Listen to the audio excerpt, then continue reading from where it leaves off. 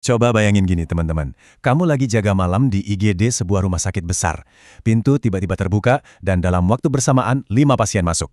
Pasien A ngeluh sakit kepala yang benar-benar hebat, pasien B megangin perutnya yang kena luka tusuk, pasien C terengah-engah napasnya sampai 40 kali per menit, terus ada pasien D yang megangin dadanya karena serangan jantung, dan pasien E mengerang kesakitan gara-gara fraktur pelvis. Nah pertanyaannya, siapa yang bakal jadi prioritas utama kamu?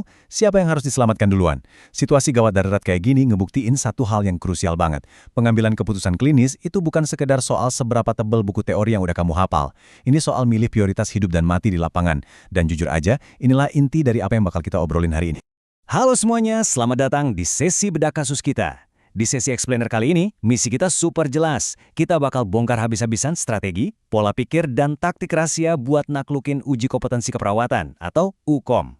Khususnya, buat nakalin soal-soal vinyet atau skenario klinis yang panjang-panjang itu.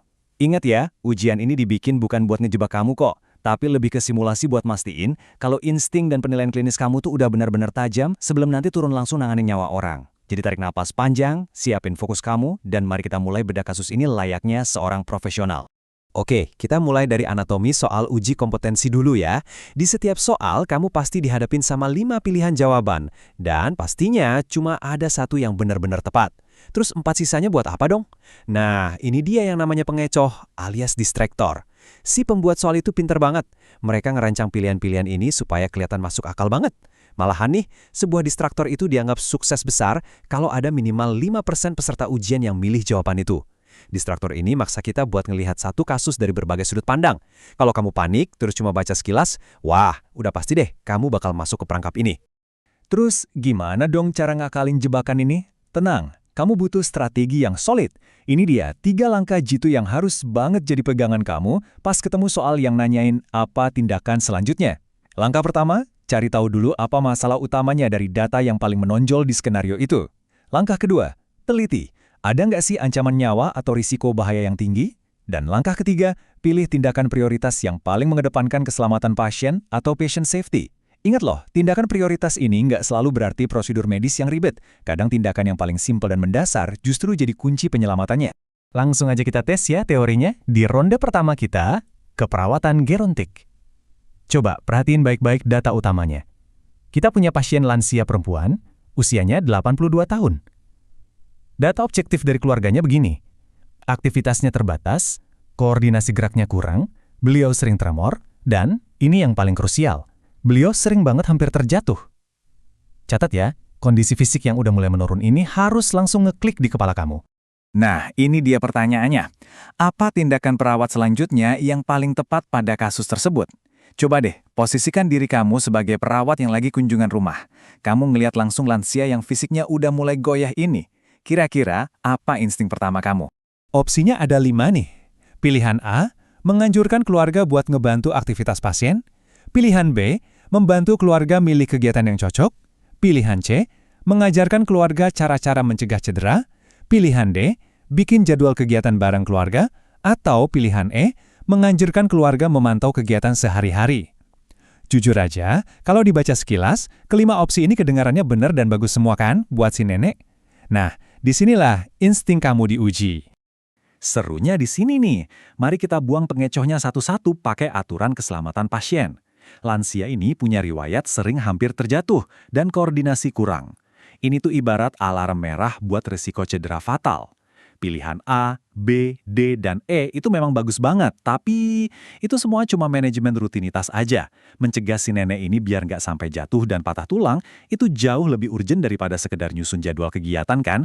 Makanya pilihan C, yaitu ngajarin pencegahan cedera adalah tindakan prioritas yang mutlak. Mantap! Sekarang kita naikin sedikit level stresnya di ronde kedua. Kasus manajemen di ruang rawat inap. Bayangin kamu lagi asyik dinas, tiba-tiba keluarga pasien lari-lari panik, ngelaporin kalau pasiennya baru aja jatuh di kamar mandi. Kamu sebagai perawat langsung lari dan sampai di lokasi. Pasiennya masih tergeletak di lantai. Pertanyaannya simpel, tapi percaya deh, ini menjebak banget. Apa tindakan perawat selanjutnya? Di soal tipe implementasi manajerial kayak gini, kamu lagi diuji soal pemahaman SOP dan hierarki penanganan insiden.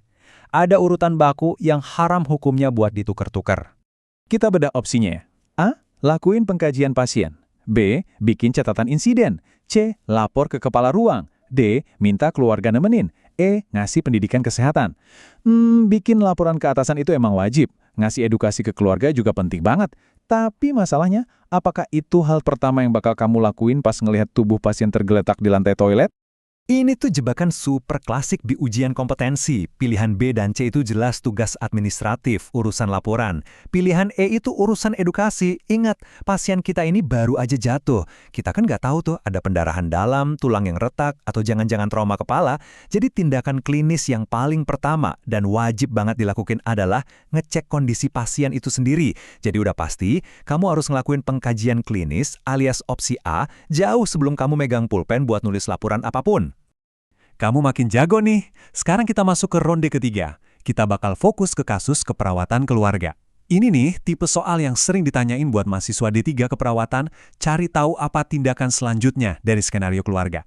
Bayangin kamu lagi kunjungan rumah, ada pria 35 tahun, nafsu makannya drop, berat badannya turun drastis 5 kilo, dan dia demam, batuknya udah sebulan gak sembuh-sembuh. Kondisi rumahnya, dia sering buang ludah sembarangan, kamarnya pengap, gak ada jendela, ventilasinya buruk banget. Terus, ini data puncaknya. Keluarga bilang dia udah batuk darah 3 kali minggu ini, dan mereka benar-benar bingung harus ngapain. Perhatiin baik-baik redaksi pertanyaannya. Apakah tindakan perawat selanjutnya pada kasus tersebut? Soal tipe keluarga kayak gini tuh sengaja maksa kamu buat nyingkirin dulu masalah-masalah lingkungan rumah tangganya dan fokus ngelihat bahaya klinis yang paling ngancem di depan mata. Ini pilihannya. A. Menganjurkan bikin jendela di kamar. B. Melakukan pemeriksaan fisik. C. Mengajarkan batuk efektif. D. Menganjurkan periksa dahak BTA atau bakteri tahan asam. Coba kita pikirin pakai logika. Sirkulasi udaranya emang buruk, jadi nyaranin bikin jendela itu ide yang bagus banget buat jangka panjang. Tapi masa iya kita mau nyuruh mereka bongkar tembok hari ini juga, padahal pasiennya lagi batuk darah? Jadi, poin krusialnya gini. Kamu harus bisa bedain mana modifikasi lingkungan jangka panjang dan mana intervensi klinis yang sifatnya mendesak. Pasien ini udah batuk darah berulang kali loh. Itu tanda khas banget dari TBC aktif yang super menular. Kalau cuma diajarin batuk efektif, infeksinya nggak bakal sembuh. Tindakan selanjutnya yang paling bisa nyelamatin nyawa dan mencegah penularan ke anak istrinya adalah dapetin kepastian diagnosa. Makanya opsi D, nyaranin tes dahak BTA ke puskesmas, itu adalah langkah mutlak dan paling darurat buat perawat keluarga di momen itu. Wah, seru banget kan? Sekarang, mari kita lihat seberapa tajam insting kamu setelah latihan tadi. Ini dia tantangan akhir alias final boss simulasi ujian kita hari ini. Pas lagi kunjungan rumah, kamu ketemu seorang ibu muda yang punya anak balita. Si ibu ngeluh anaknya ini sering banget gatal-gatal parah habis makan telur atau seafood. Terus anaknya juga anti banget sama sayur. Parahnya lagi, keluarga ini belum pernah sekalipun nginjikin kaki ke fasilitas kesehatan. Si ibu nanya ke kamu soal penyakit anaknya dengan muka yang kebingungan dan cemas banget ngelihat alergi anaknya kumat terus. Pertanyaannya persis kayak pola yang udah kita latih sedari tadi. Apa intervensi prioritas yang harus dilakuin perawat selanjutnya? Ingat lagi ya prinsipnya, temuin data mayornya, identifikasi letak kebingungan ibu yang kurang pengetahuan itu, terus tentuin langkah paling pertama yang harus kamu ambil sebagai seorang perawat edukator. Coba perhatiin kelima opsi ini baik-baik. A. Menganjurkan modifikasi lingkungan. B. Ngajarin ibu nyusun menu makanan sehat. C. Kasih pendidikan kesehatan soal gizi seimbang. D. Demonstrasi bikin obat herbal buat alergi. Atau E. Edukasi pengenalan masalah alergi. Jujur aku yakin banget kamu udah bisa nebak mana yang jebakan distraktor. Tapi kali ini, aku nggak bakal ngasih tahu jawabannya. Aku tantang kamu nih. Ketik jawaban yang menurut kamu paling benar beserta alasannya di kolom komentar. Ayo buktikan kalau insting klinis kamu udah siap 100% buat naklukin uji kompetensi. Makasih banyak udah seru-seruan bedah kasus bareng, dan sampai jumpa di sesi explainer selanjutnya.